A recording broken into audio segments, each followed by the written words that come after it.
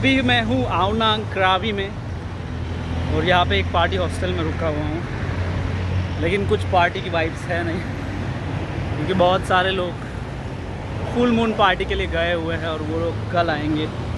तो शायद संडे को कुछ होगा मूड, और मंडे को पब क्रॉल होता है। मंडे, वेडनेसडे और फ्राइडे ऐसे 3 ही दिन होता है यहाँ आओ नांग करावी में। और एक नए तरह का मैंने स्कैम देखा है, क्योंकि उसको स्कैम ही बोलेंगे, कि यहाँ के हॉस्टल्स में बहुत सारी जो वॉलंटियर है, लड़कियाँ भी होती है लड़के भी होते हैं, वो बाहर देश से होते हैं, फॉरेनर्स होते हैं, और वो बस वहाँ वॉलंटियरिंग करते हैं और उनको कोई फ़ीस भी देना नहीं पड़ता। मतलब उनको पर डे का कोई कॉस्ट भी नहीं होता है और उनको कुछ फूड मिल जाता है, 1 टाइम का मील। लेकिन इसमें एक स्कैम ऐसा है, वो बार बार मुझे बोल रही है कि उसको बियर पीनी है। ठीक है, मतलब मैं उसको बियर पिलाऊँ, क्योंकि उसका जो अकाउंट होता है उसको एक लिमिटेड मिलता है पैसा वहाँ पे, जैसे 250 थाई बात पर डे, और उसी में उसको सब बिल पेमेंट्स करना होता है खुद के खर्चे का। तो उसका ख़त्म हो चुका है, पता नहीं सुबह से ही कैसे ख़त्म हुआ है। और वो बार बार मुझे बकेट लेने के लिए बोलते, ठीक है, बियर की बकेट, उसकी कॉस्ट है 200 थाई बात, यानी कि लगभग 600 रुपये।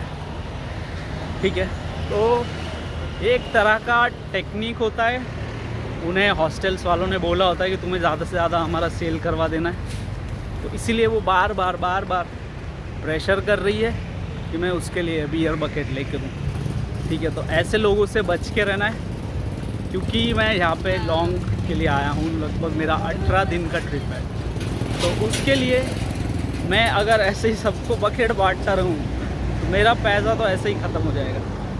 और तुम खुद का एंजॉय करने के लिए आए हो, किसी दूसरे को एंजॉय करवाने के लिए नहीं आए हो। ठीक है, तो ये लोग प्रेशराइज करते हैं बार बार, और तुम्हें नीचा दिखाने की भी कोशिश करेंगे, ताकि तुम अपने रिस्पेक्ट के लिए, रिस्पेक्ट के नाम से ही शायद बियर बकेट उनको ख़रीद के दे दो। ठीक है, तो ऐसा करना नहीं है, खुद अपना एंजॉय करो, खुद के लिए खर्चा करो, क्योंकि हमारे इंडियंस के लिए वैसे भी यहाँ पे थोड़ा महंगाई है। वैसे देखने जाए तो अगर पेट भर के खाना है तो तुम्हें कम से कम 100 भात या 150 भात खर्चा करना पड़ेगा एक टाइम का, यानी कि 2 टाइम का तुम्हारा हो गया 250 से 300 भात।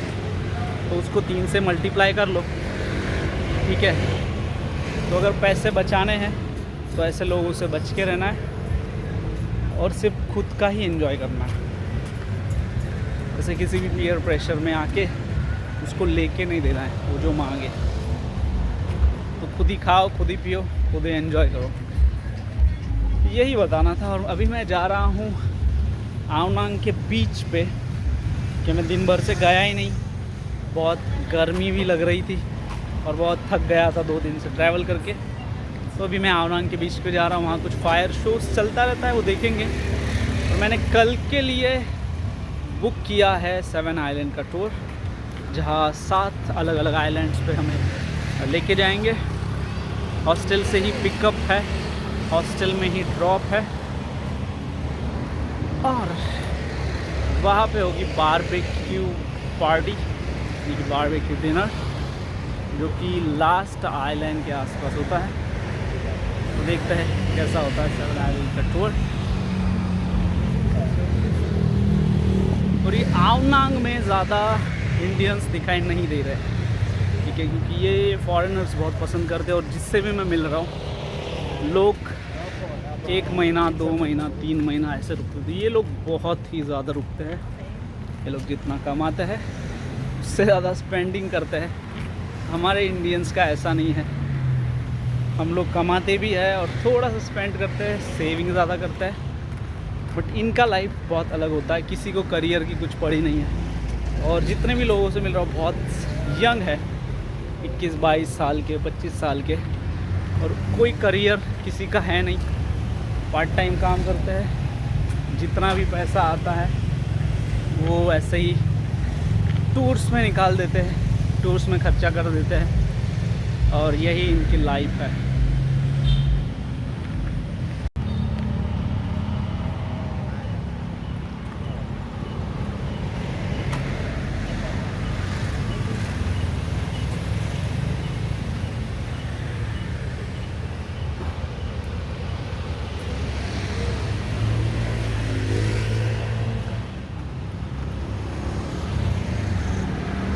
ये है यहाँ का फूड मार्केट।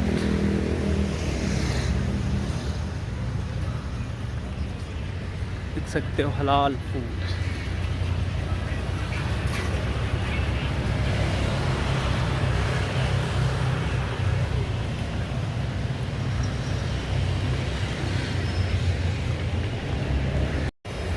तो मैं अभी हूँ आओ नांग बीच पे।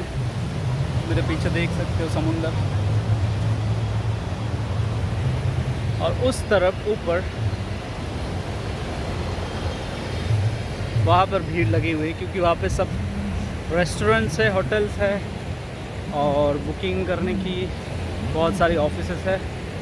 जो छोटे छोटे आइलैंड टूर्स है, या फिर फीफी आइलैंड का टूर है, 7 आइलैंड, 4 आइलैंड, जंगल टूर है बहुत ही अच्छा, फिर ATV है।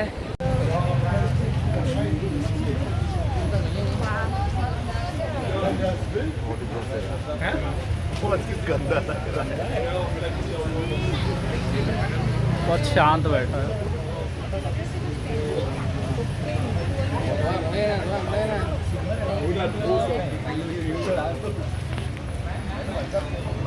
देखो भाई, तो ऐसे अलग अलग प्रकार के जानवर भी तुम्हें देखने मिलेंगे,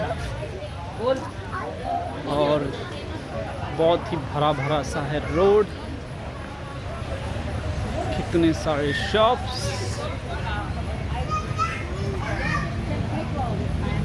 बहुत सारे शॉप्स है। वह आवनंग बीच के पास ही पूरा रोड है, स्ट्रेट ही रोड है, कोई ज़्यादा प्रॉब्लम तो नहीं है। और यहाँ पे बहुत सारा इंडियन फूड है, इंडियन क्राउड अवेलेबल है। तो काम करने वाले जो लोग हैं वो भी सारे इंडियन ही हैं।